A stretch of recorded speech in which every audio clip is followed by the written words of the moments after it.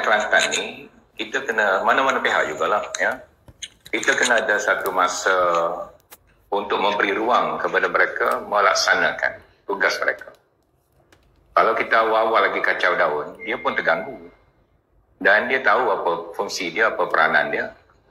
Dan kemudian kita ada pembangkang dalam Dewan. Ya.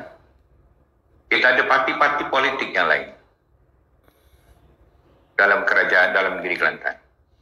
Kemudian bila UMNO berpakat dengan PAS, dan kemudian ada macam tak jadi berpakat, kelihatan check and balance itu tidak wujud.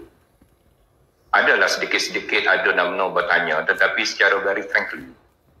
Dan tidak ada soalan-soalan yang betul-betul berpasi kepada punca masalah. Ya.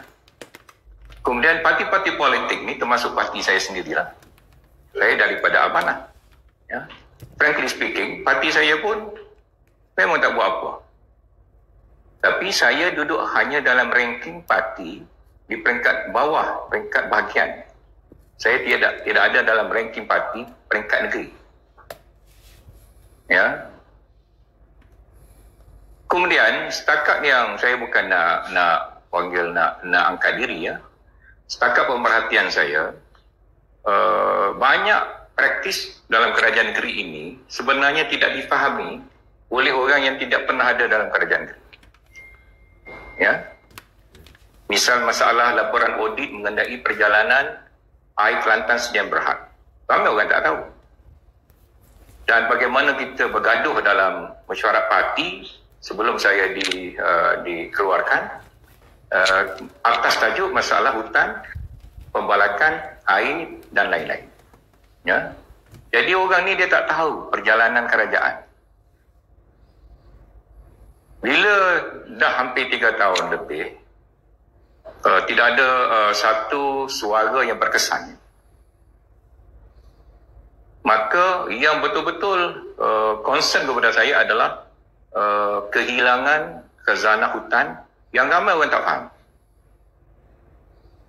Sebab tu kalau saudara tengok, ramai orang komplain, mengapa saya bangkitkan isu pembalakan dan hutan, sedangkan ini orang panggil agak jauh daripada concern ataupun kepekaan masyarakat. Ya. Sebab tak ada orang nak faham benda tu dan tak ada orang yang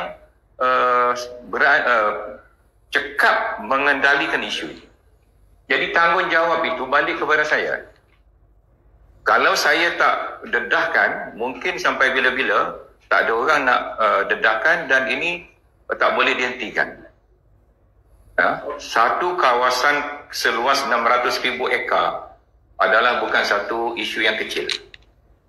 Kalau saudara bayangkan 1 ekar, 1,000 ekar, tiap-tiap 1,000 ekar, hasilnya adalah 9 juta ringgit. Saudara kali dengan 600,000 ekar. Berapa kehilangan kekayaan negeri Kelantan? Dan saudara baca kenyataan Timbalan Menteri Besar dalam utusan Malaysia. Utusan Malaysia ada?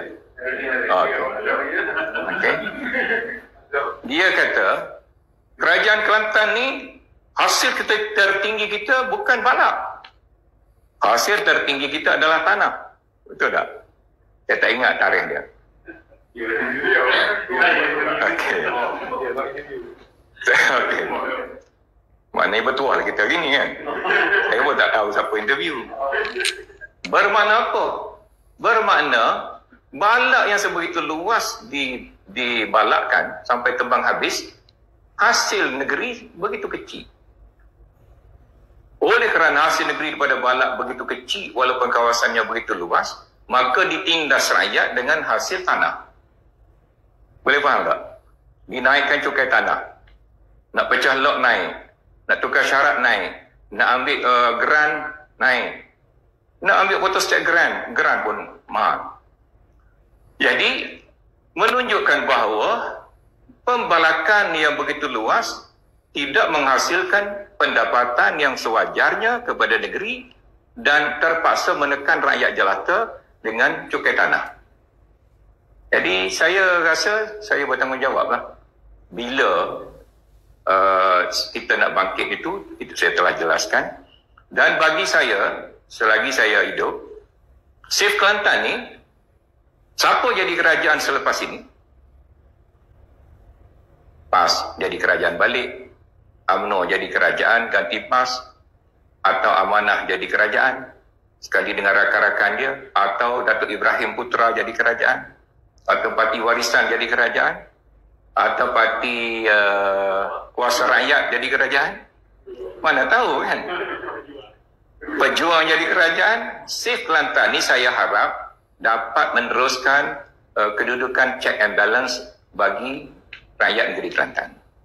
Jadi kita ada orang-orang muda macam Dr. Shah, Saudara Syam, yang saya sengaja didik mereka secara perlahan-lahan supaya whatever happen, peranan Save Kelantan ini akan berterusan. Jadi tempoh 3 tahun itu bila Datuk mengkaji semua benda-benda ni lah, benda-benda yang akan dikeluarkan benda gitu. Sebahagian boleh kata macam tu ya, sebahagian. Dan sebahagian saya dah sebutkan tadi, kita bagi grace period kepada kerajaan.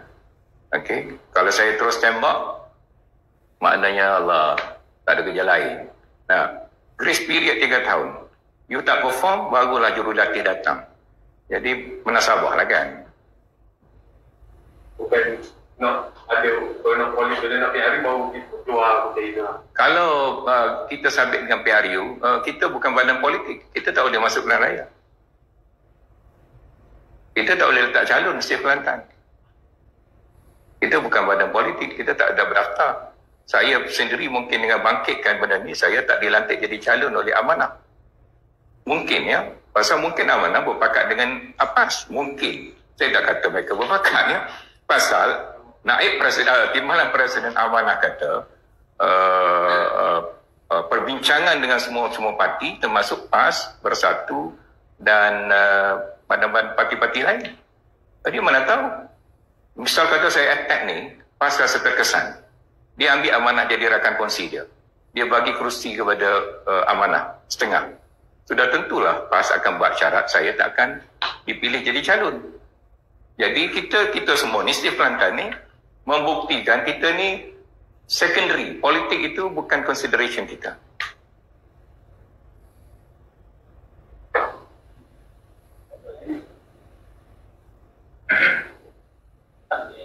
Okay.